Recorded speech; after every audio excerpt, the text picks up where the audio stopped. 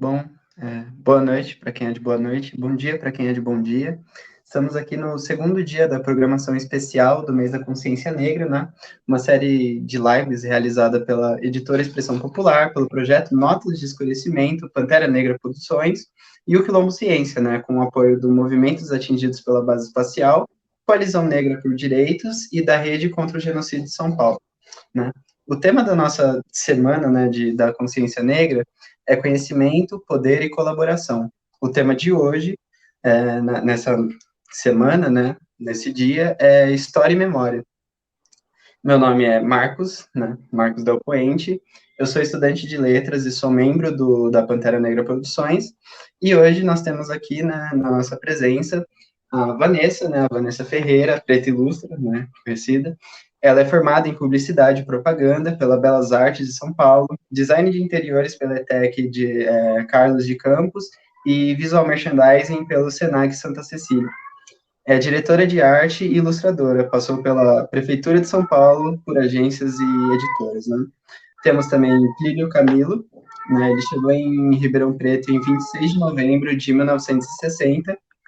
Ele reside em São Paulo desde 1984, tendo vivido em Santo André, Piracicaba e Campinas, né? Ele é preto de pai e mãe, escrivinhador, né, ator, roteirista, diretor teatral, educador social, palestrante e promotor de oficinas de escrita.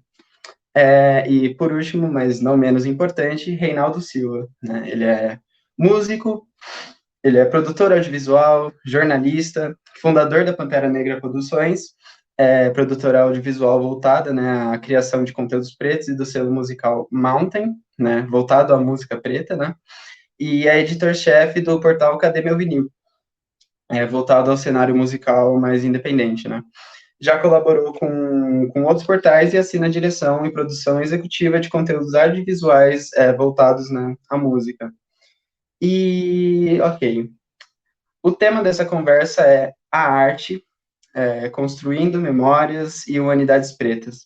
Você pode acompanhar ele pela página, né, da editora Expressão Popular no Facebook e seu canal no YouTube. Não deixe também de curtir, né, compartilhar a programação, né, não só a de hoje, a próxima mesa, né, que vai rolar às 8, e também dos outros dias, né, o evento vai até o final da semana, então convide as pessoas, né, e venham assistir e acompanhar a gente, certo? Vamos ao debate, então, né, eu gostaria de agradecer a todos, né, que já estão assim, assistindo a gente, aos convidados que estão aqui presentes, né? Gostaria de informar que a Mary, né, ela não pôde vir porque ela teve que ir ao hospital, então ela não vai poder, né, estar aqui na nossa presença. Então, né, infelizmente teremos menos um aqui, só que, né, vamos tocar, né, vamos jogar o jogo como tem que ser jogado. E eu gostaria também de dar aqui no nosso pesar, né, diante do falecimento da nossa convidada nessa semana de debate e companheira de luta, né, grande companheira de luta, Mari Mendes, e por decorrência desse acontecimento, né, o Jefferson, que estaria mediando, né, ele não vai poder comparecer também. Mas, né, fica aqui o nosso Mari Mendes presente, né, nossa grande companheira. Então, vamos lá.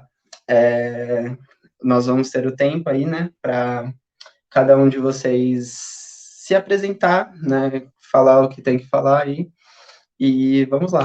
Primeiro, a Vanessa, né, se quiser falar aí. Boa noite. Queria saber se o microfone tá legal, se tá todo mundo ouvindo bem. Meu nome é Vanessa Ferreira. Sou mais conhecida nas redes sociais como Preta Ilustra. Como o Marcos falou, né, eu sou formada em publicidade. Trabalhei 10 anos no mercado publicitário como diretora de arte, mas só tive reconhecimento mesmo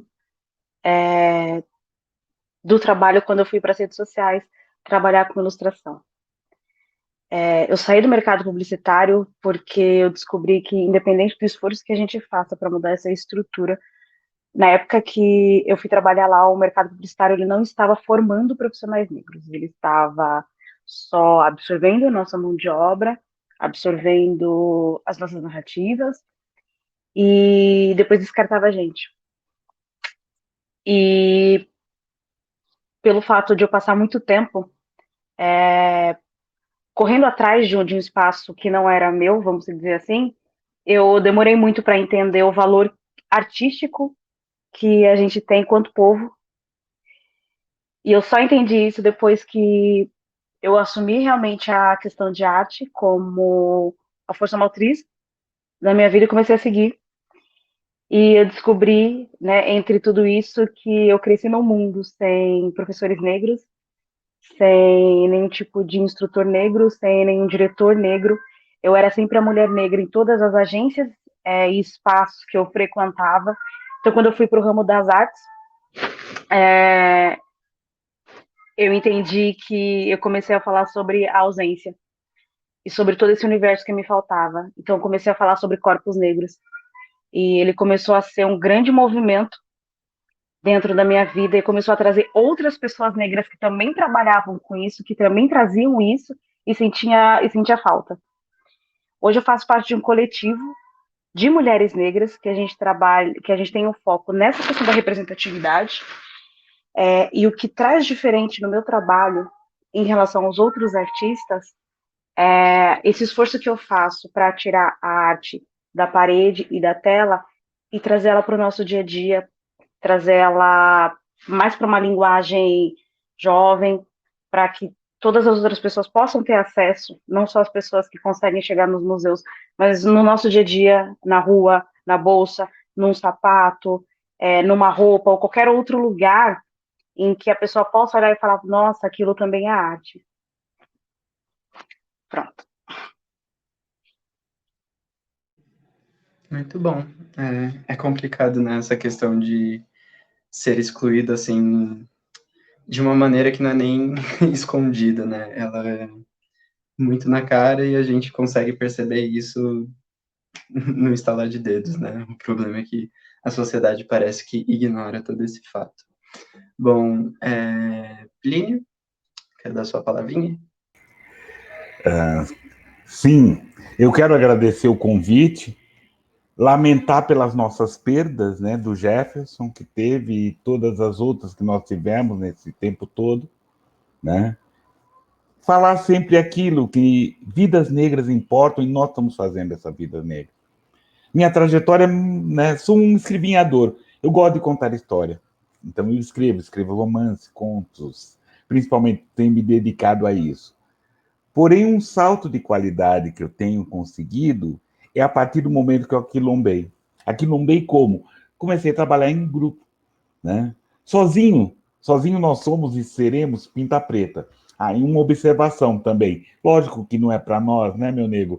Mas é para todos os outros aí lembrar que a gente fala em março. A gente conta história em janeiro. A gente ilustra em fevereiro, né? A gente toca em agosto. A gente tem muitas histórias para contar, muitas coisas para contar. Muito para contribuir, né? Só lembrar. E aí, voltando, eu tenho feito um trabalho com essa literatura negro brasileira.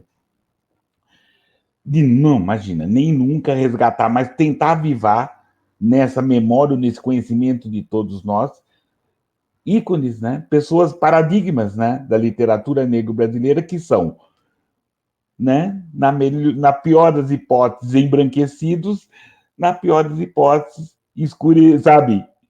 Invisibilizados. Então, esse trabalho que eu tenho feito, que vem junto com essa memória, né? Falar desses ancestrais, falar dessa religação com as Áfricas, né? Que está na nossa literatura, que quero crer que esteja nas nossas ilustrações, que quero crer que esteja nas nossas músicas e na nossa arte, enfim, né? Então, esse resgate dessas nossas histórias, né? Desde lá da África até, de 1500 até aqui. Então, é por aí que a gente vai conversar até, né? É isso que eu tenho para contribuir. Marcos? Muito obrigado, Plínio. É muito importante, né, da gente relembrar as pessoas que negros existem o ano inteiro, né? Muitas vezes os brancos, eles tentam impedir isso, né? A sociedade, no geral, tenta, né, matar a gente, né? Eles combinaram de nos matar, mas, como diria Conceição Evaristo, nós combinamos de não morrer, certo? E além também de falar da nossa ancestralidade, né? Que é um tópico aí que a gente vai voltar daqui a pouco. Reinaldo, seus 2 centavos de comentário? Opa, boa tarde a todos, todas e todes. Queria dizer que Mari Mendes presente. Bom, sou Reinaldo, sou fundador da Pantera Negra Produções. É um prazer estar construindo essa semana com tanta gente bacana. É um prazer estar nessa mesa também com todos vocês. Eu trabalho com arte, trabalho com música em geral e a Pantera Negra ela existe da necessidade da gente produzir conteúdos, produzir música preta que seja feita desde o início, desde a concepção até a produção, até o lançamento por pessoas pretas. Acho que ela nasceu dessa necessidade que a gente tem de construir um espaço, construir espaços nossos mesmos, né?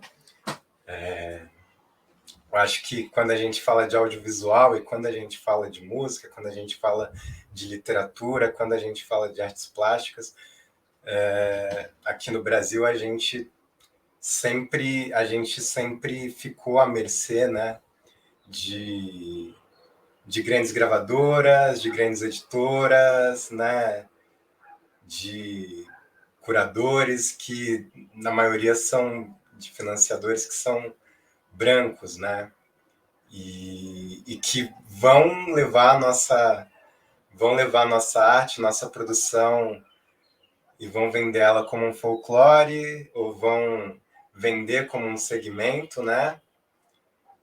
E nunca vão abarcar, né, o que a gente é. Isso também não interessa para a branquitude, né?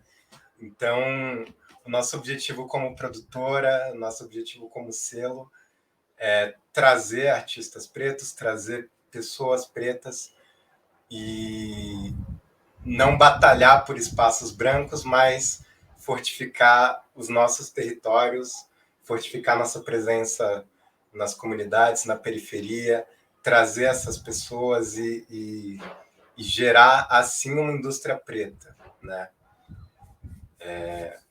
Acho que essa apresentação, acho que um projeto como esse me ultrapassa todo mundo e vai direto para o que a gente precisa mesmo nessa luta aí. Muito obrigado, Reinaldo. Bom, agora devidamente apresentados, né? E com seus já comentários pontuando já, né? Falando bastante do que a gente vai abarcar, né? Com as perguntas aqui, né? Que eu fiz. Mas antes eu queria lembrar para as pessoas que podem deixar perguntas, comentários, assim, né, no chat do YouTube, né, que eu vou reunindo aqui, depois a gente, mais para o final, assim, a gente vai fazer uma roda aí, né, de perguntas dos telespectadores, e, então, se quiserem, pode deixar, né, e lembrar também que a editora, né, Expressão Popular, ela tá com uma promoção aí, então, tem um cupom de 25%, né, de desconto, Novembro Negro, e quem quiser, né, quem quiser aproveitar essa oportunidade aí, tem mais informações aí no link que está aí embaixo, e só clicar aí, colocar o cupom lá, né, e aproveitar e comprem autores negros, né, por favor. Estão precisando disso aí. Mas enfim, né, vamos lá para as perguntinhas, eu vou realizar 4 perguntas, certo? E cada pergunta, né, vocês vão responder individualmente, e fiquem à vontade, né, para botar todos os pensamentos aí para fora. Bom, o primeiro, a vivência, né, e as culturas não brancas, né, elas foram apagadas, né, e quando não apagadas, elas foram folclorizadas, né, nas mãos dos brancos. Nós temos todo um movimento, né, dos brancos de colocar aquilo que vem de África, né, e aquilo que remete a uma cultura africana, como se fosse só uma fantasia, um folclore e muitas vezes até um delírio, né, uma alucinação coletiva, né. Então, a minha pergunta é, como vocês fazem para lidar com isso, né? Como vocês fazem para lidar com esse entrave e explorar toda essa cultura, né? Explorar toda a sua potencialidade e toda a subjetividade que ela traz, fugindo dessa garra que tenta apagar e folclorizar as nossas culturas. Vanessa?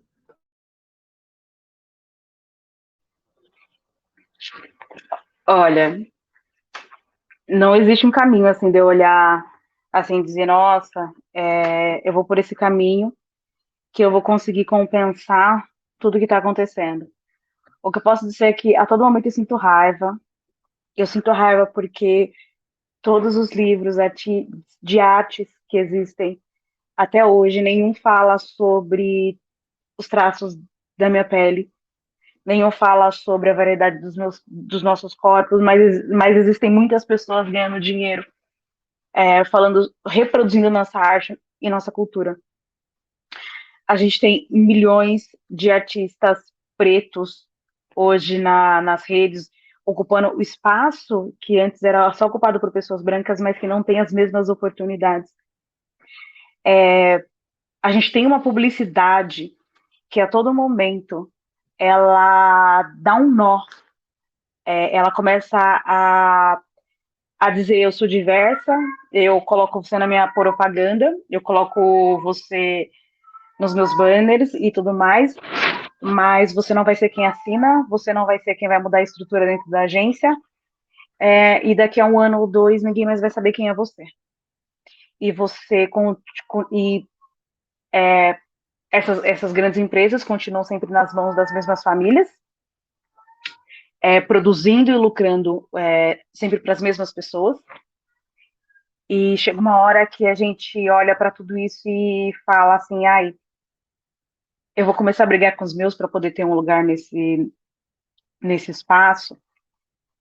A todo momento eu olho para o que eu produzo e penso nesse caminho que eu sempre estou fazendo de volta para resgatar tudo que foi apagado, e eu tenho medo que a minha filha, por exemplo, tenha que fazer esse caminho de volta novamente, porque em algum momento alguém apagou toda aquela história que eu consegui construir. Então, a todo momento, quando eu penso nisso, eu só consigo sentir raiva. Eu não consigo sentir outra coisa. Mas eu preciso produzir beleza. Eu preciso produzir coisas para além da dor, independente do que me forneça. Eles me fornecem sangue e eu tenho que produzir flores. E isso não é justo pra gente.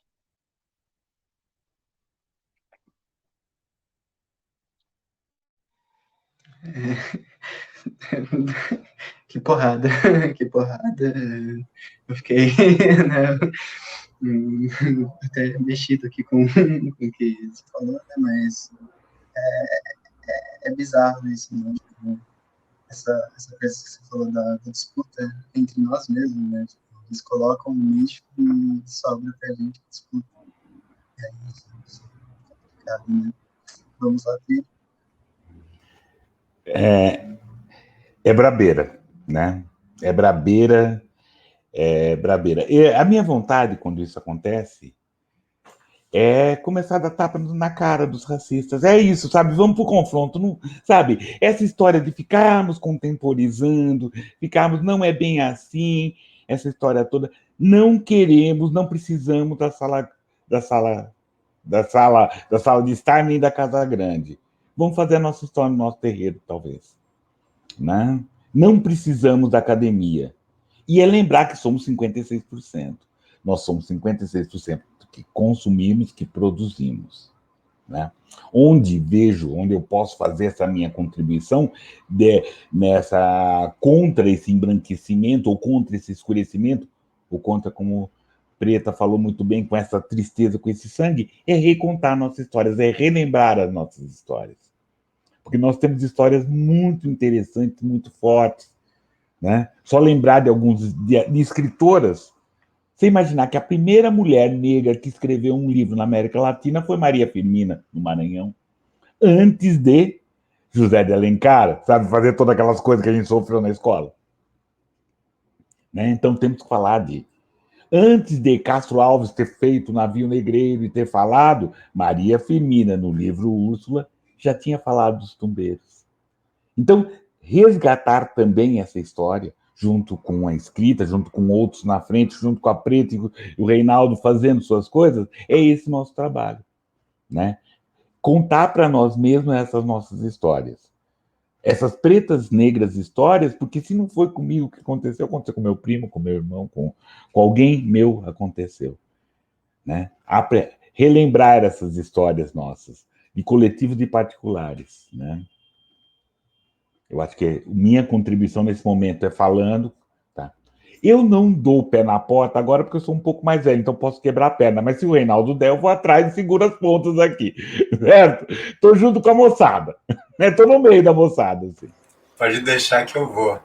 Vai lá, bora. O famoso ir pra academia, né, pra dar esse chutão aí, meter essa voadora aí, porque tá precisando, né, é muito interessante você citar a Maria Firmina, né, e todas essas autoras, assim, né, e até autores, eu acho que 2 anos atrás, as pessoas achavam que o Machado de Assis era branco, né, se quiser comentar sobre isso, inclusive, né, manda bala. Não, isso, até pouco tempo atrás não conheciam, desculpa, não conheciam Luiz Gama, que ele, né, ele é mais, e muito legal o filme do Jefferson Day, mas ele é mais do que aquele filme, né? Essa história da Luísa Malim, né, ela é mais do que aquele filme, né? Se a gente falar de Esperança Garcia, se a gente falar de várias, Antonieta de Barros, Lima Barreto, Machado de Assis, e vamos. A gente tem esses precursores, assim, Cruz de Souza, né? Então, precisamos, né, resgatar os nossos Exus, né, aqueles que vieram antes, Abdias, Solano Trindade, Ruth, Carolina de Jesus. Temos que resgatar esses Exus para que eles abriram o nosso caminho. Né, Reinaldo? Sabe, Carolina de Jesus escreveu de tudo.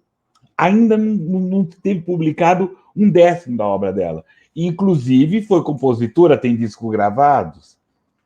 Machado de Assis escreveu de um tudo, né? Com certeza deve ter escrito música, não chegou ainda, mas vamos descobrir. Nós estamos numa arqueologia, né, dessa ancestralidade. Eu acho que é por aí esse caminho. É uma forma ativa da gente estar, como a Preta falou, né, devolvendo o sangue com flores, né? Resgatando nossos pretos. Mas um tapa na cara sempre vai, apenas. Não vamos esquecer disso, não vamos ser bonzinho. Não é bonzinho, já é outra encarnação, sabe? Sim, primeiro a gente tenta explicar, né? Se não aceita, bom, aí complica um pouco, né? Aí não dá um tapão e aí explica. Ó, te bati para você prestar atenção, sabe? Foi só isso. O bem, te bati pro seu bem. Exato, né? Como quem já conheceu uma pombagira, né? A gente conhece esse tapão pelo bem, né? Mas então, vamos lá, né? E Reinaldo dá essa sua palhetada aí na música e no audiovisual, né? Sobre essa folclorização. Opa. Primeiro dizer que eu concordo bastante aí, que é bem importante a gente dar soco em racista, malhar para isso também e tal. Mas é muito louco você olhar para a história do Brasil, né? Você tá na escola e você, sendo uma pessoa preta, você não se reconhece dentro dessa história, né? E é muito louco a gente pensar, né, como tudo que é nosso tudo que os brancos não quiseram usar foi folclorizado, né? As nossas religiões, a nossa cultura, as nossas tradições, né? E tudo que eles quiseram usar virou modernismo, né? O modernismo é isso, né? E é muito louco, porque eu acho que a gente tem que lidar, eu acho que é uma questão muito importante para a Pantera, para a Mountain, para todos os projetos que eu estou envolvido, que é a gente contar as nossas histórias e se basear nos nossos territórios, né? Tem acho que é um pouquinho do rolê da representatividade, mas sem neoliberalismo, né? Que é exatamente a gente pensar, porque quando a gente pensa em representatividade, como as marcas falam, a gente vê uma pessoa preta que está sendo dirigida, tudo está sendo, os brancos estão fazendo tudo para ela aparecer e vender uma representatividade, né? Mas aí a gente olha assim e fala, o que mudou, né? Então, acho que é um pouco da gente fugir desses espaços, eu concordo muito com o Plínio nisso. Acho que é muito da gente fugir desses espaços e acreditar que eu sou um artista preto, que estou fazendo sucesso aqui, que estou tocando num festival grande e, pô, favela venceu, tá Mac demais. Tipo, não acho que é isso que vai trazer, até porque a gente não está dialogando com as pessoas que a gente tem que dialogar, sabe? Não só tem, mas que acho que é mais relevante também. Acho que é muito mais interessante que as obras da Pantera Negra sejam vistas no Grajaú, que a gente toque lá, do que num teatro municipal, né? Em espaços que são extremamente hostis para pessoas pretas. Acho que foi vendido uma ideia de que a gente tem que alcançar esses espaços. E não, a gente está num lugar marginalizado e todos os nossos estão nesse lugar marginalizado, né? Eu estou nesse lugar, o Marquinhos está, a Preta está, o Plínio está. E se a gente está nesse lugar, se não tem nada, a gente vai e constrói. Saca? Acho que vem daí a gente também ter condições de contar nossas histórias e fazer girar também, né? Acho que é importante a gente sempre pensar que não só as nossas histórias precisam ser escutadas, mas a história de todo mundo que está à nossa volta, né? Acho que é isso. Muito obrigado. Eu queria destacar 2 pontos, né, que vocês levantaram, assim, né, antes de passar para a próxima pergunta, né. Eu acho que são 2 pontos que sempre pega, assim, é sempre o que vai para a mídia, né, e que a gente geralmente não consegue debater, porque a gente não tem esse espaço na mídia, né, mas essa coisa das 2 histórias, né, como se houvessem 2 histórias, né, e isso que o Plínio, né, disse, é muito importante, eu acho, né, da gente frisar, então, se quiserem, né, dar uma palhinha sobre isso, de a gente parar de, bom, não era bem assim, o que será que aconteceu, né, e puxando exemplo, por exemplo, do Borba Gato, ou qualquer coisa do tipo, né, tipo, será que tem que derrubar, ou será que não? Né, para mim, eu acredito que a discussão deveria ser quando a gente vai derrubar, né, a estátua, e não se tem que derrubar ou não. Então, né, se eles comentarem assim, né, dessas 2 histórias, dessa ficção, que é essa, como se houvesse uma disputa histórica, né, quando na verdade é o branco apagando e o negro sobrevivendo, né. E também essa coisa dos pretos no topo, né, que a gente comemora quando tem um preto no topo e tal, e às vezes parece que esquecem, né, dos que estão abaixo ainda, né, de toda essa questão de da onde a gente está, né? Toda essa gentrificação, essa coisa de querer, sei lá, gourmetizar um terreiro e deixar ele todo, oh meu Deus, assim, sabe, tipo, rico e qualquer coisa do tipo, quando na verdade toda a nossa cultura foi baseada em não poder existir, né? Então, qualquer fórmula ou coisa assim de riqueza foge, né, desse pensamento, né, de você ter um chão que você vai bater a cabeça e os seus ancestrais que você vai agradecer e, né, a comida que você vai oferecer e repartir com os nossos, né? Então, se quiserem comentar sobre toda essa coisa, né, fiquem à vontade. Eu queria só trazer um ponto sobre isso, porque eu trabalho muito hoje eu trabalho muito essa questão religiosa na arte. E todo o meu processo de desenvolvimento não foi dado num terreiro de pessoas pretas. E continuo sobrevivendo por uma necessidade espiritual num terreiro de pessoas majoritariamente brancas, em que todas as vezes a gente tem que trazer essas questões. Para que eles parem de romantizar certas situações, para que eles entendam também que espaços religiosos reproduzem racismo estrutural como em qualquer outro lugar, de como é importante eles olharem para isso, para esse apagamento que a gente vem sofrendo, porque quando se está na miséria, se está dentro de uma favela, quando alguém bate lá, te oferecendo a salvação com a Bíblia debaixo do braço, você aceita essa salvação. E com isso vem um esvaziamento muito grande dos nossos espaços, das nossas roças, dos nossos terreiros. Então, eu não sei o quanto disso também não é desespero de continuar existindo.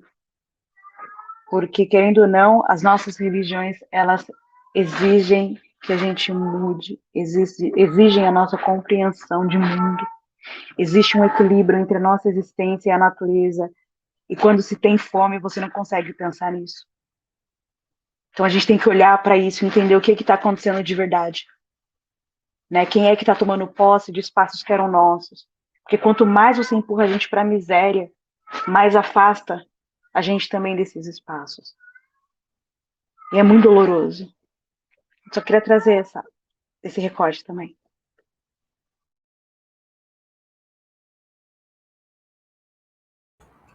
Que lembra muito, né, o que aconteceu no começo nas escolas de samba, né, no que aconteceu dessa questão que vai branqueando e a gente vai ficando lá. E é uma luta por você viver, né? É entender, assim, aquela questão, voltar numa área que eu trabalho, da literatura, há uma crítica burra, branca, que Machado de Assis não trabalhava, não defendia a questão negra, ou que Cruz de Souza tinha preconceito de cor, né? Essa história toda, mas é bem interessante, assim. Você imaginar que eles viviam no século XVIII, onde preto e negro eram sinônimo de escravo. Uma graduação maior era homem de cor. Mas, mesmo assim, Machado de Assis escreveu muito sobre essa questão negra, né? Mas tinha que jogar uma capoeira, não dava para enfrentar um cara. Machado de Assis, ele não dava para enfrentar, ele usava capoeira. Ele usava uma capoeira literária, como diz o professor Eduardo de Assis, para trabalhar isso tudo. Ele era um editor de jornais. E aí, muitas das obras dele, O Alienista, por exemplo, foi publicado num jornal feminino. Ele publicava em fascículo. Então, as obras dele estavam espalhadas para todo mundo, para essa pessoal ver. Vamos fazer uma análise, né? O Marcos, muito melhor do que eu, faz uma análise de Memórias Próximas de Brás Cubas, né? O Dom Casmurro, que os personagens principais brancos eram decadentes, não trabalhavam, não faziam nada. Era um personagem decadente. Então, Machado de Assis, na sua escrita, criticava muito isso. Mas também, né, no clandestino, ele também trabalhava com vários jornais abolicionistas. Ele era financiador, como Cruz de Souza. Então, essa nossa luta, ela acaba, e eu estou numa defesa disso, acaba na necessidade da gente aquilombar. aquilombar para a gente não se perder, e como o Preta falou, aquilombar para a gente não morrer, né? Porque assim, porque é capaz da gente virar tudo moreninho, sabe? Esse é o temor, né? A gente começa a virar tudo moreninho, aí eu sou moreno claro, não sou tão, né? Porque essa situação, isso para nossa sobrevivência, né? Para nossa sobrevivência fazer. É junto que a gente consegue fazer a diferença, penso eu. Acredito eu e estou praticando isso, por isso que estou aqui, chamando vocês para dançar. Incrível, sim, essa rodinha. Agora, passa a bola para o Reinaldo. Eu queria comentar isso do Machado de Assis, né? Essas críticas. E é uma coisa muito engraçada, porque eu acho que as nossas produções elas só são validadas a partir do momento em que a gente fala de racismo, que a gente fala da nossa dor, né? E é muito engraçado que é sempre assim, né? E isso é uma violência, né? Isso é uma humanidade negada. Sou preto, eu falo do que eu quiser também, sou humano, né? E eu acho que também, né, quando a gente fala de humanização de corpos pretos, humanização de produções artísticas pretas, a gente tem que falar, né, dessa questão, né? Porque a branquitude, né? Ela enxerga, quando ela enxerga pessoas pretas, ela enxerga pessoas pretas a partir de estereótipos, né? Isso é histórico, né? Tem aquele Yalgon Banania das propagandas da França, que é um senegalês todo sorridente, todo folclorizado, e na TV a gente teve muitos exemplos disso em comédias da Globo, em filmes da Globo, né? E eu acho que a gente precisa também passar por falar, não quero falar só do meu sofrimento, eu não preciso me afirmar como preto, só de você tá colocando esse entrave para mim já mostra que o racismo existe, sabe? A minha história perpassa pelo meu corpo, eu não preciso reafirmar ela toda hora.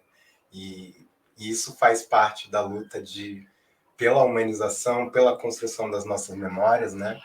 E eu queria também comentar sobre o que o Marcos falou sobre pretos no topo, né? Essa noção que é vendida para a gente, principalmente na música, né? Porque aí a gente vê, pô, o cara tá saindo numa playlist, ô louco, o maluco tá ali, mas aí é uma discussão que a gente tem sempre na produtora, né? Porque é só essa pessoa, tipo, beleza, é um progresso para você, né?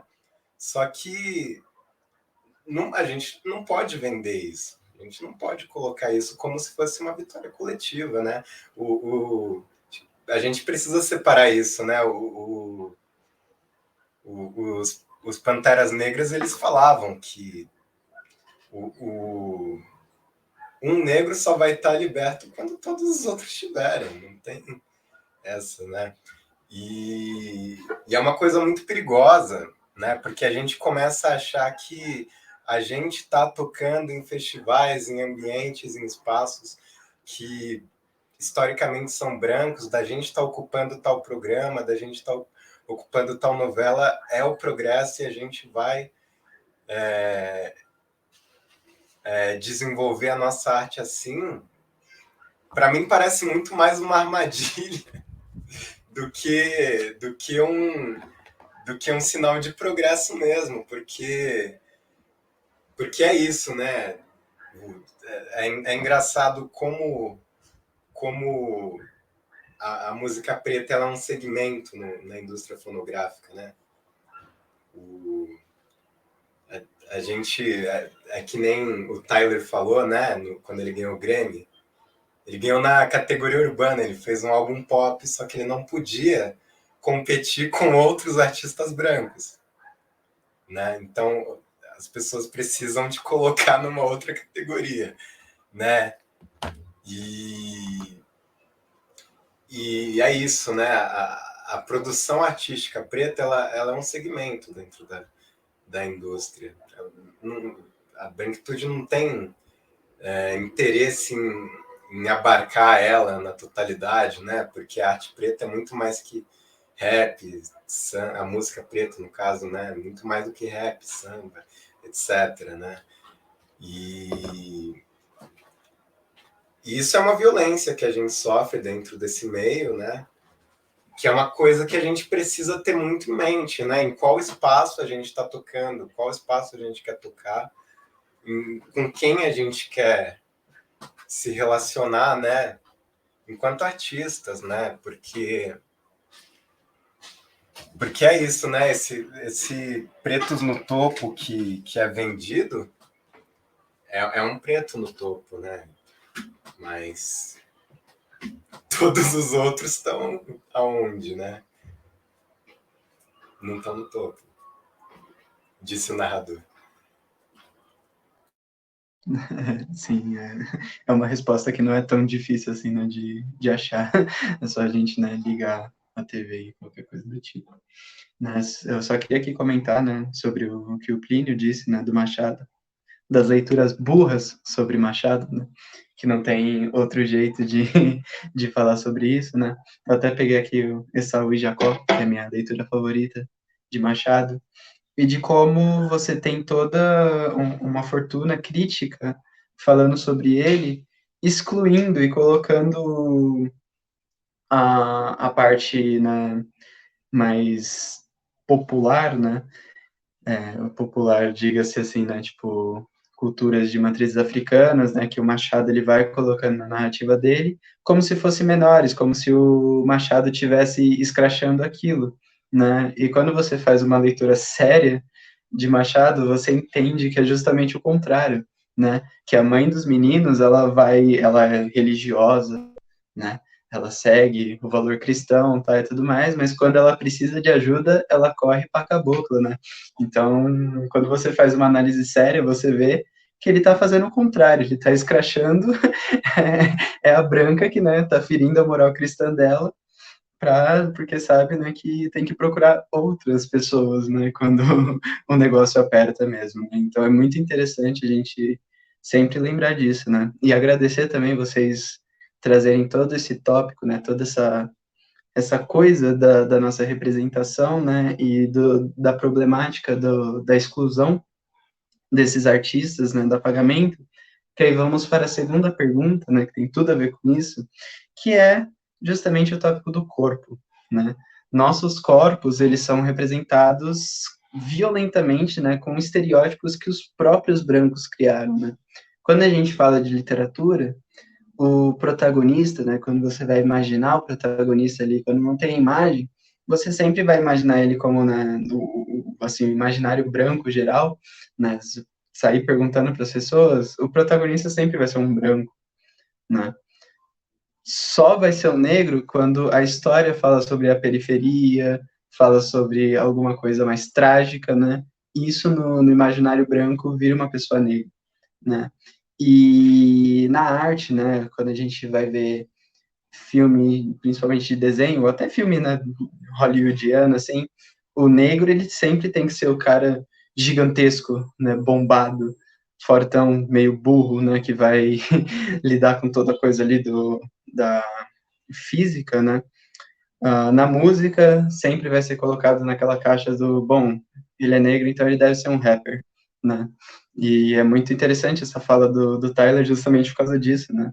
E a gente lembra de vários outros episódios envolvendo o Grammy, que o negro está disputando contra uma pessoa branca, a pessoa branca vai ganhar, né? Não é realmente uma disputa, né? Então, eu queria perguntar para vocês, né? Frente a essa desumanização, né, que toda essa indústria branca tenta impor, né? Qual que é a importância da nossa arte, né, dessa arte preta, para humanizar nossos corpos, né? O que a gente está fazendo, o que a gente pode fazer para combater essa desumanização do nosso corpo? Vanessa?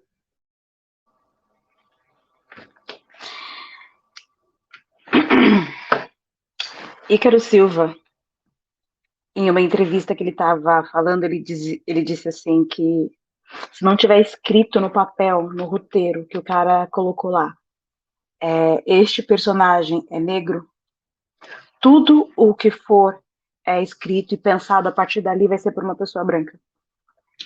E isso se reflete em tudo. Tudo, tudo, tudo. Se não tiver escrito negro, é branco. E tudo que vem depois disso é pensado sobre a ótica da branquitude. E tudo que a gente tem parte disso. Redes sociais, artistas pretos. Se a gente não coloca uma foto nossa, preta, lá, a gente corre o risco de chegar na mesa com o cliente olhar pra gente e falar, nossa, eu não sabia que você era um artista negro. Se o artista não racializa as suas obras, se ele não trabalha questões de raça dentro das suas obras, quando ele chega lá, ele corre o risco de ser lido até o momento que ele passa pelaquela porta como uma pessoa branca. O que a gente pode fazer? O que a gente já está fazendo. Só que às vezes parece que o que a gente está fazendo não é o suficiente. Porque eu ainda não posso gritar. Eu, como uma mulher preta, não posso gritar.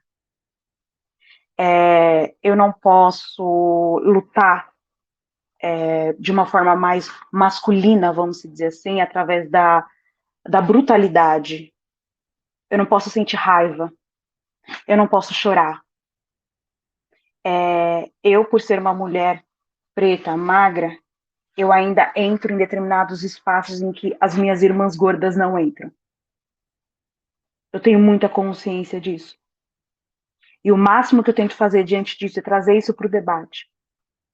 Novamente, eu fui a única diretora de arte em todas as agências que eu trabalhei, a única diretora de arte negra. Hoje eu não consigo mais trabalhar em nenhum espaço que tenha mais de 10 pessoas brancas. O quanto custou essa minha trajetória? A gente está tentando, de alguma forma, mudar isso, tornar isso diverso, mas, novamente, a gente está fazendo isso para um espaço totalmente branco. A gente está visando muito a Casa Grande, quando a nossa senzala está lá, ó, produzindo a rodo, e a gente não reconhece. A gente não precisa da Casa Grande. Nenhum artista preto hoje que está produzindo precisa da Casa Grande. A gente está lá construindo o nosso, a gente já tem um mercado paralelo fomentado. A gente está trabalhando no Black Money. A gente está fazendo as coisas. Por que a gente ainda não está olhando para isso com mais verdade, com mais força? Por que a gente ainda almeja a Casa Grande? Se a nossa construção agora são as nossas senzalas. Eu não... É isso.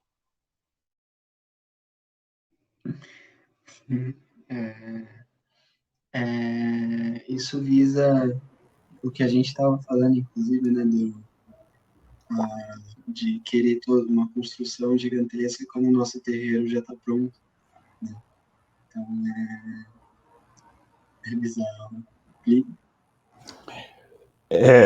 O problema do preto no topo, isso sempre, fulano foi o primeiro preto, ciclano é o primeiro assim. Eu quero o 13º. Eu quero o 55º. Eu quero a negrada toda lá. Não me interessa o primeiro, porque assim, quando vem o preto no topo e os outros não estão, o problema é que esse que está no topo, a branquitude fica torcendo para que ele cair, né?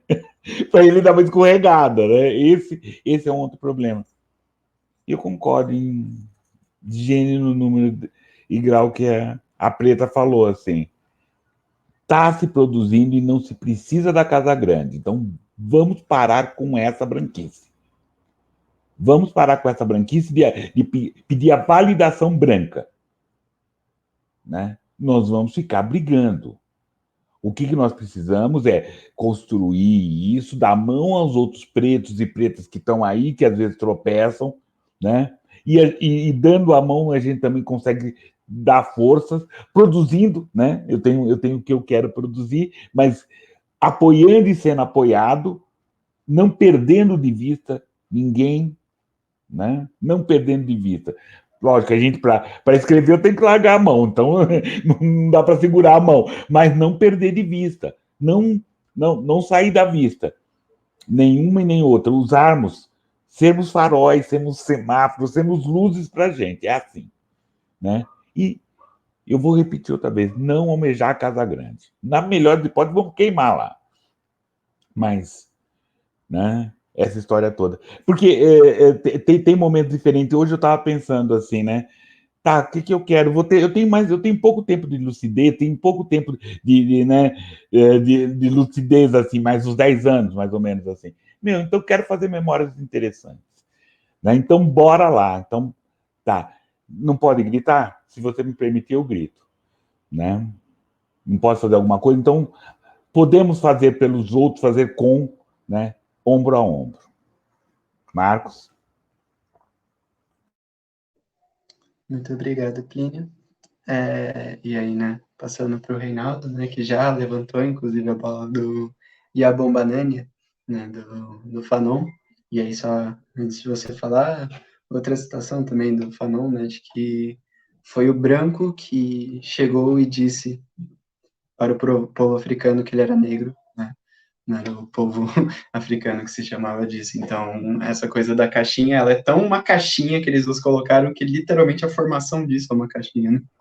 E pior, se descobriu negro no tumbeiro, se descobriu negro na prisão, se descobriu-se negro, assim, porque aquelas pessoas que foram lá sequestradas lá falam, pô, o que eu tenho de igual com esse? O que eu tenho com aquilo lá? Né? Aí tá, ó, é com você, não. Meu nego, é ele, tá falando com ele. Não, eu sou meu nego, eu sou o nego dele. Né? Então, esse foi aí, né? Se descobriu-se negro no tumbeiro e ali que começou a gestar o racismo. Exato. Reinaldo? Eu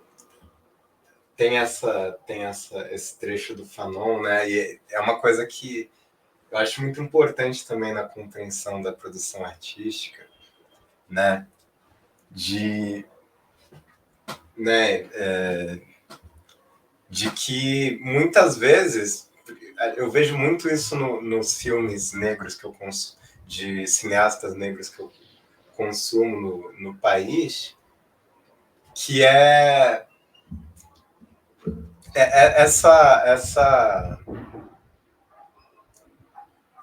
estrutura violenta e desumanizada que eles impuseram na nossa construção psicológica é tão grande que muitas vezes a nossa forma de fazer arte é condicionada a isso, né? Então a gente acaba fazendo um filme sobre racismo em que os próprios personagens não são humanizados, né?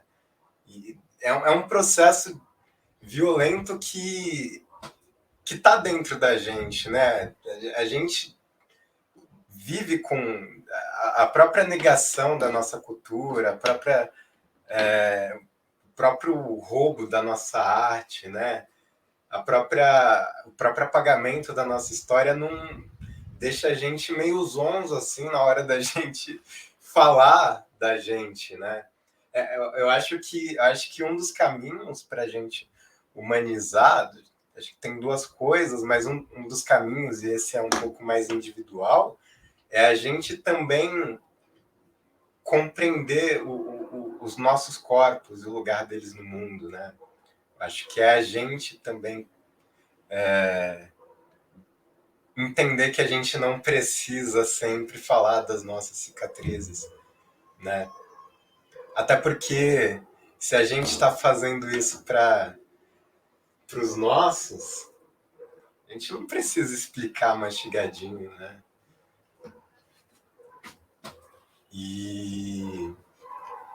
Mas essa é uma forma de violência que eu vejo que está muito internalizada, né? Que a gente precisa falar do racismo, a gente precisa falar do negro na ótica do racismo, né? E a luta contra o racismo, né? A luta contra essa estrutura racista é a luta pela nossa humanidade, né? Pelo nosso direito de ser humano, né? Eu acho que a arte preta ela precisa também, né? Acho que é um movimento que vai acontecer e que está acontecendo, tanto que estou aqui com a Preta e o Plínio, né? E que é um movimento muito necessário assim para a gente humanizar os nossos corpos, humanizar os nossos sentimentos, humanizar, né? Não fazer um personagem que sofre racismo, mas se a gente for falar disso, é um personagem que se chama João, que gosta de, sei lá, jogar videogame. Enfim, não é o racismo que tem que ditar a nossa humanidade, né? Isso é uma violência também, né? Isso é a maneira que a gente acaba se lendo a partir do que foi imposto pela branquitude, pela colonialização, né? E essa questão dos lugares, né? Eu acho que ela é muito importante, porque por mais que a gente tenha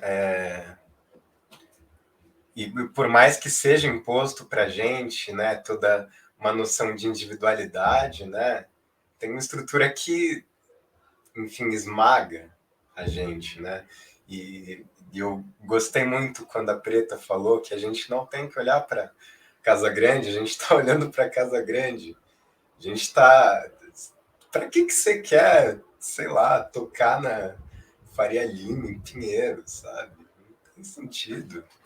Você quer tocar num negócio que simplesmente a pessoa te odeia, sabe? Não faz sentido tocar por concessão, porque os nossos estão aqui, né? Eu acho que entra naquilo que eu falei da indústria preta, né? Acho que a gente precisa fortalecer economicamente os nossos territórios, fortalecer os empreendimentos pretos, fortalecer os projetos pretos e trabalhar para que eles estejam presentes no nosso território, né? As produções que a Pantera Negra faz e que vai fazer, elas são para o nosso território, né? E a gente quer que pessoas pretas assistam, que pessoas periféricas assistam, né? É esse lugar, né? Botaram a gente aqui já, não vamos correr, a gente está aqui junto e é isso que importa. Eu acho que a construção de uma indústria preta também passa por esse aquilombamento, no sentido de que a gente também sobrevive por uma lógica diferente dessa indústria selvagem, por exemplo, a indústria fonográfica no Brasil, né? Eu acho que passa muito mais, exatamente pelo que o Plínio falou, da gente colaborar, né? Da gente ter essa noção de coletividade e entender que um preto no topo é um preto no topo. Não faz sentido nenhum se você não está almejando, se você não está levando outras pessoas com você. É um preto sozinho. Exatamente. Isso me faz lembrar de um verso do Dom L, né? Você subiu e não trouxe ninguém, não fala que isso é hip hop, né? Então, assim, eu sempre lembro, né, disso. Eu queria, né, lembrar para as pessoas duas coisas, que o chat está disponível, né, para quem está assistindo, tiver perguntas, né? Estou acreditando que a gente está sendo bem escuro ao explicar, né, e todo mundo está entendendo perfeitamente, né, e tem uma contribuição aqui da Giovana, que eu achei muito interessante, que é da coisa da escola, né, que a gente não vê nada, né, na escola, e toda a representação, né, ilustrada, né, as imagens que eu lembro, nos livros de história, todos os personagens negros que eu viam eram escravizados, né, e todo o resto, toda a representação era branca, né. A literatura, né, eu só lia coisas que o indígena que queria ser o branco para conquistar o mocinho, tá, e tudo mais, e na escola a gente não vê nada, né, sobre essa produção não branca, né, essa cultura não branca, né, e isso leva a gente para a próxima pergunta, né, e, lembrar as pessoas também, né, do cupom de desconto que está disponível, né, no site da Expressão Popular, né, Novembro Negro, coloquem esse cupom que vão ganhar um bom desconto, né, e seguindo, né, para a próxima pergunta, justamente a coisa da memória, né, qual que é a importância dos artistas pretos, né, na criação de memórias pretas, né, e qual a importância da criação dessas memórias? Vanessa? A gente esquece, quando a gente fala sobre questões raciais, sobre negritude, o poder da imagem. O quanto vale você ficar bombardeando a criança de que o corpo dele é semelhante ao corpo de um escravo, e qual é o impacto disso quando ele cresce? A que interessa, toda vez que joga uma publicidade na TV, o homem negro nunca está naquele lugar de pai de família, de empresário, de empreendedor. Ele sempre é o marginal, ele sempre é o ausente. E a todo momento, isso sendo bombardeado na mídia, a quem interessa, né? E para mais do que interessa, qual é o impacto da construção disso daí na vida de alguém que já tá muito sensível em relação a si, que não se vê em nenhum espaço, que não tem autoestima trabalhada, que não tem nada disso. Então, todas as vezes que alguém fala sobre construção de imagem, eu sempre lembro disso daí. Quando alguém fala sobre imaginário, sobre construção disso, eu sempre lembro o quão isso é forte e quantos anos mais a gente vai precisar para desconstruir isso, porque só colocar pessoas pretas ali não está resolvendo. Só pagar para pessoas pretas e um grupo ascender em um outro, não está resolvendo. Será que a gente vai ter que zerar tudo e começar de novo? Como é que a gente vai resolver isso? Porque a gente está falando sobre coisas que impactam e que vão trabalhando no nosso subconsciente. A ponto da gente chegar para executar um trabalho, por exemplo, e a gente se auto-sabotar. Então, qual é a força que isso tem na construção do nosso povo? Porque a gente está começando a ler livros de pessoas pretas agora. As nossas crianças estão lendo agora.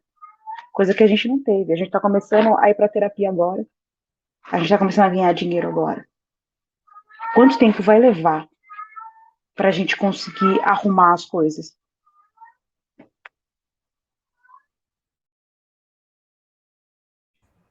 Sim, isso me faz lembrar até um dia eu ia patrulhar as crianças, né? Pode parecer, e Todo Mundo Odeia o Chris também, né? São produções que também, bom, se eu for ficar citando todas as que marcaram minha infância, né?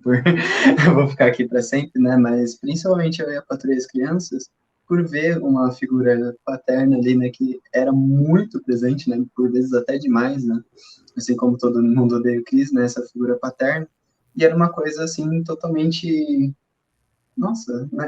Eu não vejo isso geralmente no mundo real, né? Quer dizer, o mundo real que, né, os brancos tentam emplacar pra gente, né? Então, essa importância da imagem, né? Assim, né?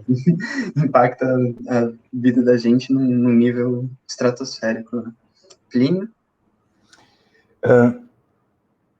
Preta, não será nessa encarnação. Não será na próxima encarnação. Mas a gente não pode deixar de almejar. A gente não pode deixar de trabalhar por isso. Vai demorar muito tempo. Vai demorar muito tempo. Mas a gente não pode deixar de almejar, de cobrar, de fazer, né? Porque ao mesmo tempo que a gente tem que mostrar, alcançar esse espaço, fazer essa senzala no nosso terreiro, né? É transformar alguns primos em irmãos, porque a gente está com muito primo que é irmão, sabe? Tá muito irmão que é primo, que tá, né? Tá muito pretinho que é moreninho. Então a gente também tem esse trabalho para fazer. Mas é um trabalho para 2 ou 3 encarnações ainda. Isso que eu vejo. Falar um pouco da memória é onde eu trabalho, né? Da lembrança, desse resgatar e contribuir para essa construção desse ser negro, ser negra, através dessa literatura. Tudo bem, uma literatura do escrito, que a escrita, que a história negra, que a história africana é muito maior do que está nos livros, mas é mostrar esse caminho, né? Então é lembrar de Esperança Garcia, é lembrar de Maria Firmina, é lembrar desses escritores e ir trazendo. Lembrar Carolina de Jesus, Ruth Guimarães, né? Ruth Guimarães, que escreveu um livro Água Funda, que lançou antes do livro, ou pelo menos assim, do livro do Guimarães Rosa, que a gente não sabe.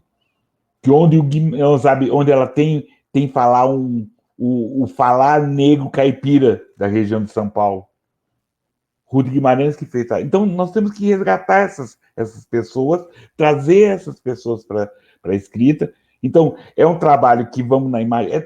Temos muitos trabalhos. Temos muitos trabalhos. E, ao mesmo tempo, falar com os nossos pequenos o que é ser negro. É uma loucura, é luta a todo momento, é uma tensão todo momento. Você tem que olhar minhas costas para eu poder dormir. Né? Eu olhar suas costas para você poder dormir. É esse compromisso que a gente tem. Porque um vacilo meu, sabe, pode desandar o nosso trabalho. Né? Então, isso eu preciso para fazer essa nossa ajuda.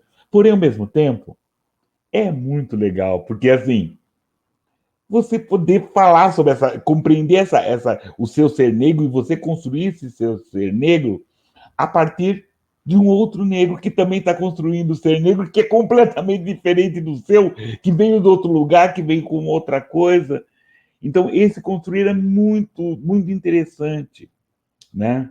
E eu estou muito contente, né? É uma briga, uma luta, tudo isso, mas muito feliz de estar podendo produzir uma literatura em parcerias. Sou eu que escrevo, sou eu que tenho ideia, eu que inventei as histórias, mas é em parceria, é em coletivo, é em quilombo. Né? Então, vou ter esse lado. Mas a memória é necessário, um caminho. Para a gente também até projetar o futuro, né? Projetar o que a gente vai fazer na frente. Marcos? Incrível. Muito, muito obrigado por essa fala. Reinaldo, seus 1 centavo. Isso que você falou, Kenio, de resgatar, eu acho que é uma coisa muito importante, assim. E eu acho que tem uma coisa também no caminho disso, que é compreender, né, a história a história do Brasil, né, no sentido no próprio sentido do Borba Gato, né, a, a história do Brasil, ela é extremamente violenta com populações não brancas, né? E é muito engraçado porque o incêndio do Borba Gato gerou uma puta repercussão de gente falando que não podia porque era história, porque não sei o quê. E muita gente entrou nessas, só que eu concordo bastante com o incêndio do Borba Gato, particularmente, porque não é apagar ele da história, porque não tem como. O cara já tá lá, os caras fizeram uma estátua para ele, sabe? Mas é exatamente ressignificar, sabe? O cara que está colocado como herói é um cara que foi um completo genocida com o meu povo, sabe? E eu acho que na hora que a gente traz na hora que a gente traz essas figuras, né, tipo a Maria Firmina, né, Carolina Maria, Machado de Assis, acho que tem esse lugar de ressignificação também, mas eu acho também que a gente, para compreender melhor, a gente precisa entender que quem apagou as nossas memórias, que quem apagou nossa história, e que quem construiu essa história onde o Borba Gato é um herói, onde o Monteiro Lobato faz livro para criança, foram os colonizadores. E a gente não... É uma coisa muito importante. A gente não entra com contraponto. A gente não entra com outra versão. A gente está aqui, a gente está discutindo, né? E eu acho que é importante a gente afirmar a história. Por exemplo, falar: meu, você está ouvindo tudo isso aí que toca no Brasil? Vem aqui do terreiro. Não, mas... Não, é isso, a história é essa. Não tem outra coisa, sabe? Acho que resgatar esses elementos, né, faz parte também da criação das nossas memórias, porque faz parte também do nosso resgate, da nossa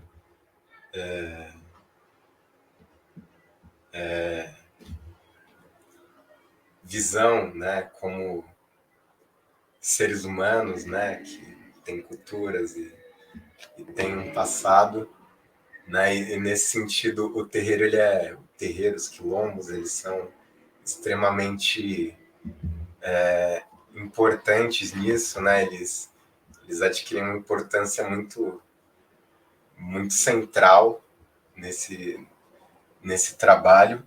E eu acho que o que a gente pode fazer agora, né, o que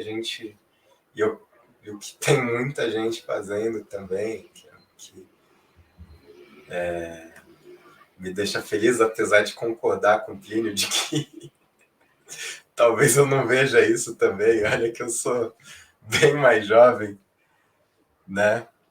Mas é esse trabalho, né, de se entender, de se fortalecer com os nossos, de fortalecer o nosso território, de reconhecer, né, e de ter esse trabalho de resgate, né, da nossa história, das nossas tradições, da nossa cultura, e também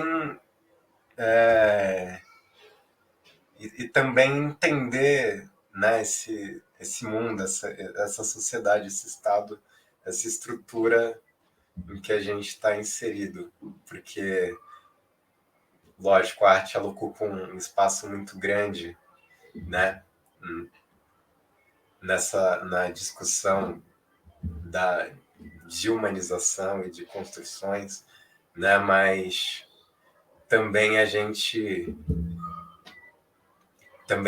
está nessa luta ao mesmo tempo em que a gente está na luta para não morrer de fome, para não morrer pela polícia, né? Então acho que tem todos esses elementos aí que a gente no aqui e agora e as próximas gerações, espero que inclusive façam melhor que a gente, temos que fazer.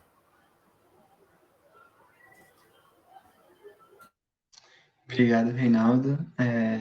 Bom, dessa vez eu não vou fazer repuxar, né, a pergunta, até porque agora que eu percebi, nosso tempo está passando voando, né? Estamos já aproximando do final, então eu já vou pular direto para a próxima pergunta, né, para a gente conseguir ter um tempinho ali no final, né, para já fazer os agradecimentos, né, e vermos se tem alguma pergunta. Só queria comentar, né, que o incêndio do Borba Gato, né, colocou essa questão estão colocando fogo na história e tudo mais, E aí isso sempre me faz lembrar do indígena, né, do Galdino Pataxó, que incendiaram ele em vida, né, e tanto faz, né, para os brancos, não importa a história dele, não importa a história dos indígenas, importa a história do Borba Gato, que mutilava os indígenas, inclusive. Mas, enfim, né? Coisas É que a muito gente sempre... engraçado, desculpa, Marquinhos, é que é muito engraçado como com o incêndio do Borba Gato a gente viu que, né, todas essas pessoas brancas que se dizem do campo progressista, né, muitas pessoas, como a construção da branquitude no Brasil tem uma raiz tão forte hoje ainda com o colonialismo, porque a impressão que me deu foi que incendiar o Borba Gato é incendiar um branco vivo, assim, sabe? Parece que doeu neles isso, né? E eu acho que isso mostra também como como como a branquitude está construída, né? A autoestima, a identidade está construída e essa noção de superioridade está construída ainda, tem muitas raízes fortes no colonialismo.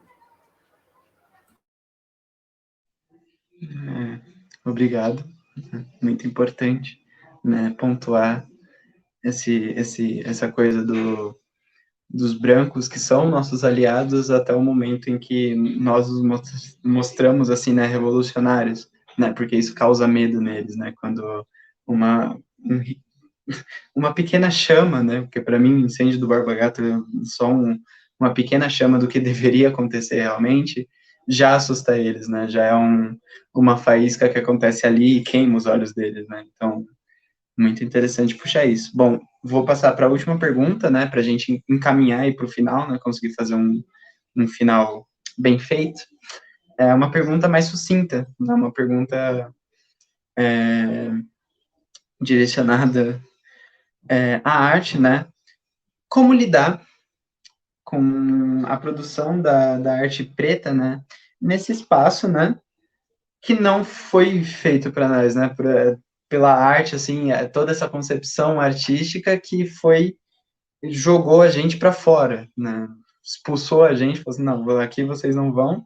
Então, como lidar com isso, né, como a produção artística lida com isso, né, e se pretende lidar, né, uma produção negra dentro de um espaço que é considerado branco, né? A gente sabe que não é, mas, né, eles consideram que é e eles são os donos da mídia, então, né, acaba sendo. Preta Ilustra? Não lidar. Não existe isso de lidar. A gente continua produzindo e dessa produção a gente vai criando os nossos espaços seguros. E desses espaços seguros vêm os novos artistas, esses artistas colocam a gente como referência e eles vêm crescendo com mais liberdade do que a gente veio. É aquela história de passar o bastão.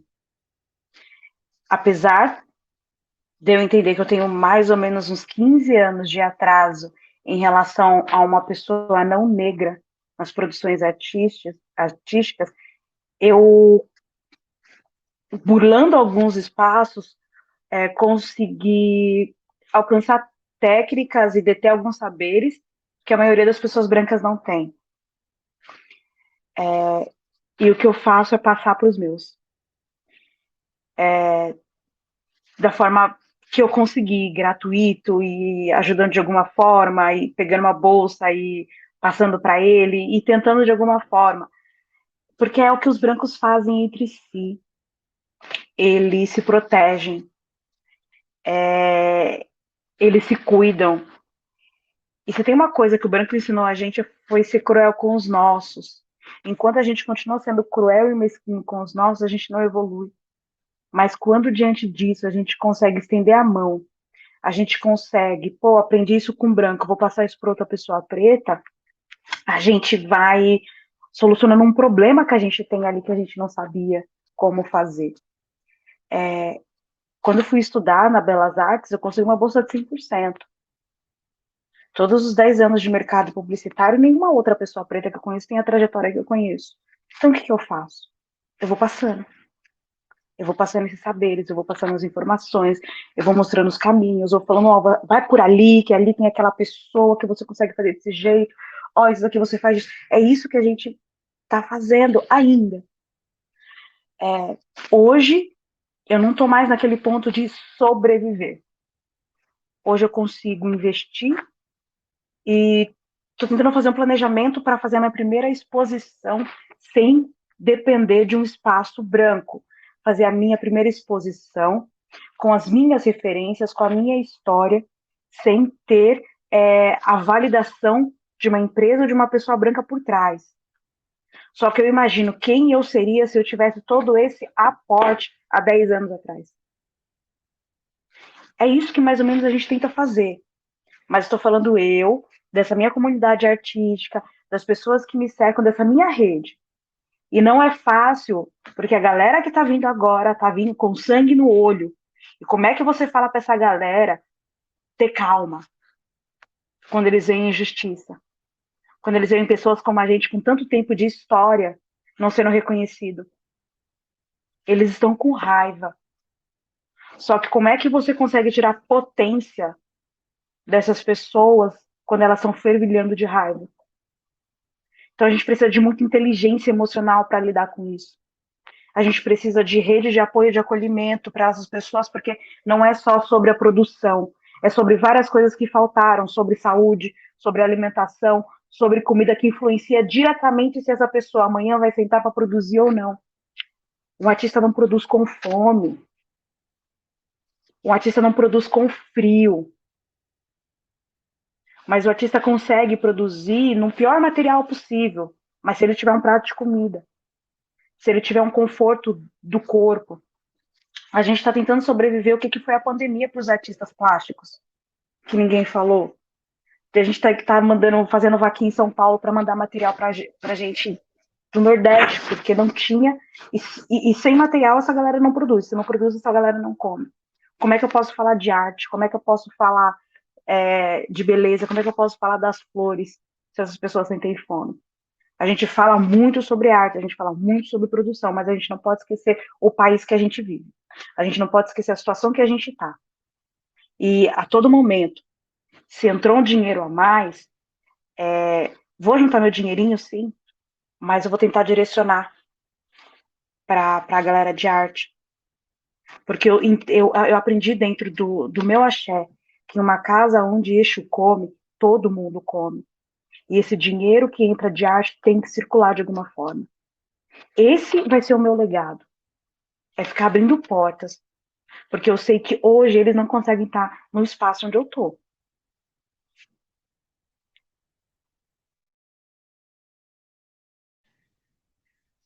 Incrível. Apenas isso, só queria fazer esse comentário. Plínio.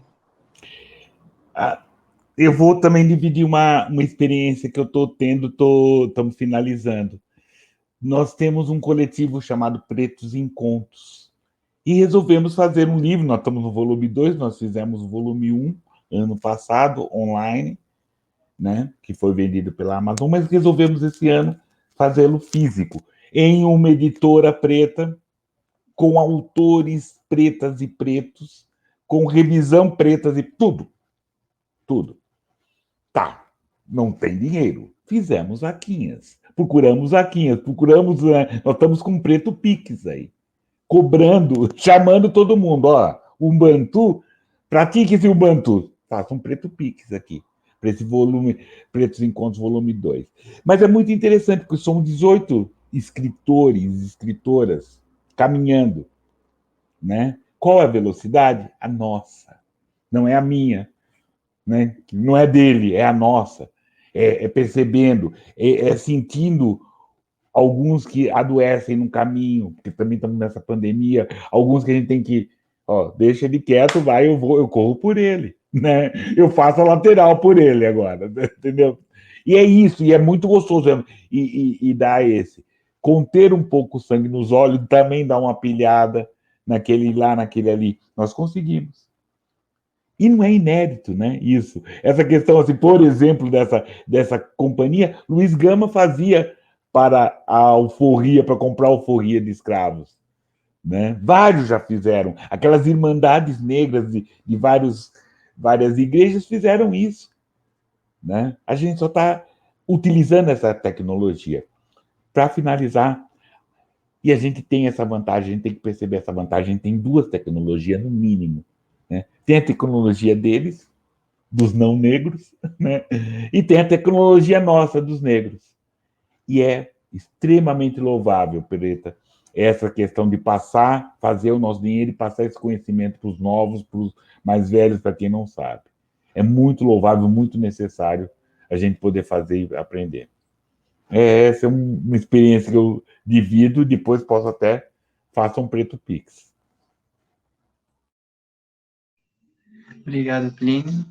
Reinaldo, agora, né, para a gente finalizar, né, aproveitar para não passar né, do tempo, a gente não estourar muito, estourar a gente vai, né, mas para não estourar muito. Manda lá, meu negro. Vamos lá. Pô, que a Preta falou, que o Plínio falou é a minha resposta. Eu queria só adicionar, né, fortalecer um pouco mais também essa questão, né, de fortalecer os nossos, né? Eu não consigo ver a nossa produtora crescendo sozinha, sabe? Eu não consigo ver a música preta, eu não consigo ver um lugar preto crescendo sozinho. Para mim parece inviável, e realmente é inviável, né? Eu acho que é exatamente a gente ter consciência de qual lugar a gente quer ocupar, né? Exatamente saber onde a gente quer estar, com quem a gente quer estar, como a gente quer construir, né? E eu acho que a construção né, eu falo indústria preta, né? Passa muito por isso, porque a gente entender que esse lugar de marginalidade, né, que eles colocaram a gente, essa terra que eles dizem que não cresce nada e tal, né, é um lugar que pode crescer sim. A gente não pode acreditar na mentira branca de novo. E eu acho que é exatamente isso. A gente fortalecer os nossos lugares, entender, né, que existem questões econômicas que perpassam pela produção artística, pelos artistas, né? E entender maneiras de superar isso coletivamente, né? Então, a gente, né, fortalecer, dialogar com empreendimentos pretos é importante, né? A gente fortalecer, por exemplo,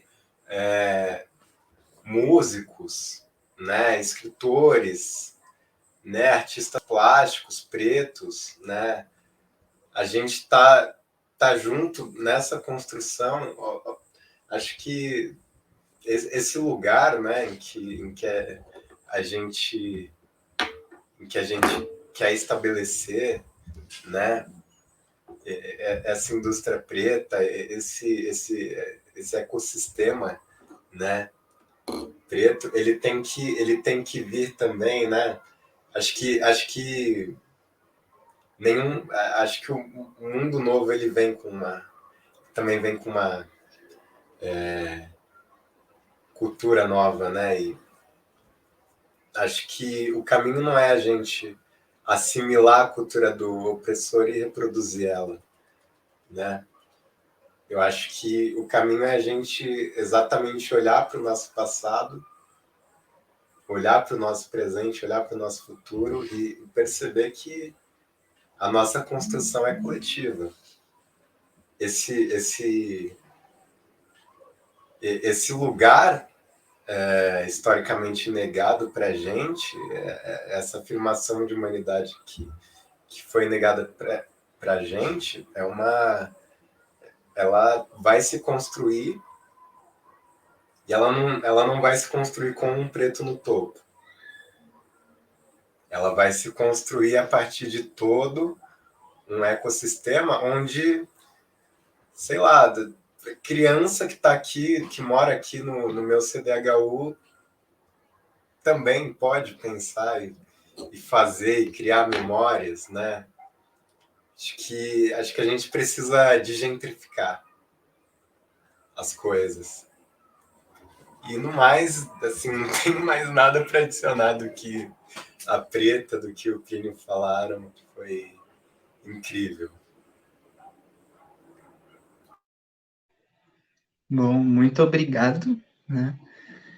E agora vamos para o encerramento, né? Digam aí seus tchauz, né? As suas últimas palavras aí rápidas, né? Para a gente não atrapalhar a próxima mesa, né? E fiquem à vontade, mas não muito. Eu queria muito agradecer a oportunidade de sempre estar conhecendo a gente preta maravilhosa. Agradecer o convite, tá? E no mais, Preta Ilustra em todas as redes sociais. E é isso, gente. Pode chamar, vamos conversar. E me chamem para mais papos. Eu gosto muito de conversar, de dividir essa trajetória que foi construir a minha vida. Obrigada, viu?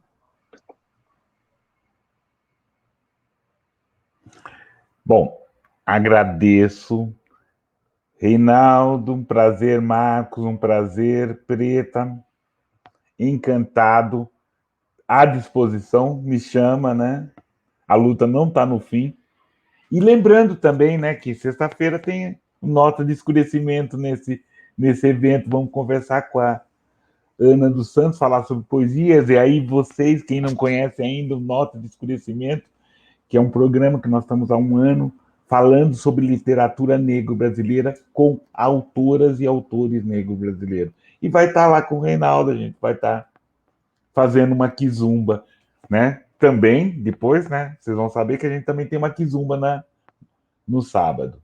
Obrigado, Marcos. Obrigado, Reinaldo Preto. Muito obrigado. Pô, primeiro eu queria agradecer a todo mundo aí que está nessa mesa. Preta, muito obrigado por aceitar o convite. Foi um prazer ouvir você. Espero que a gente possa desenvolver muito mais essa conversa, esses projetos, tudo. Plínio, obrigado por se somar também nessa organização. Marquinhos, obrigado também por estar compartilhando esse sonho aí comigo dentro da produtora e com todo mundo que está lá. E agradecer a todo mundo também que está assistindo, todo mundo que está aí na contenção também do negócio, a Biana, agradecer a Expressão Popular por se somar, por ajudar aí a reverberar essas histórias muito necessárias. E no mais é isso, gente. A luta não acabou, não. A luta começa todo dia. Bom, agradecer a todos vocês, foi um prazer conhecer a Preta, imenso prazer, Plínio também. Pode ficar tranquilo que eu vou te procurar para a gente trocar umas figurinhas sobre literatura. Também estou começando nessa coisa aí de escrever, então vou te procurar. Fique tranquilo nisso, não precisa, né, nem. E eu quero agradecer, né, a Expressão Popular, né, por estar nos cedendo esse espaço, né, lembrar a todos, né, do cupom, né, vão atrás, tenham esse desconto aí que é muito interessante, né. Agradecer, né, a todas as instituições que estão nos ajudando aí, né, citadas no começo, lembrar, né, da nossa companheira Mari Mendes, né, Mari Mendes presente, E lembrar também que daqui a pouco, né, vai ter uma mesa, outra mesa, né, Vida e Morte Negras na Afrodiáspora, tá incrível, né, com a Keila, com a Bruna, com o Davi, e mediação do meu negro Reinaldo. Estão todos convidados, né, quem está no chat, inclusive agradecer imensamente ao pessoal do chat, né, estão mandando obrigado e agradecendo, né, pela nossa discussão, e eu agradeço a vocês, né. O tema de amanhã também temos mesas, né, e o tema vai ser Território e Futuro, então não percam, e mais uma vez, né, obrigado a todos, né, foi incrível conhecer vocês, foi incrível participar disso, foi incrível mediar isso, né, e espero que a gente possa ter essa roda de capoeira mais vezes. Obrigado.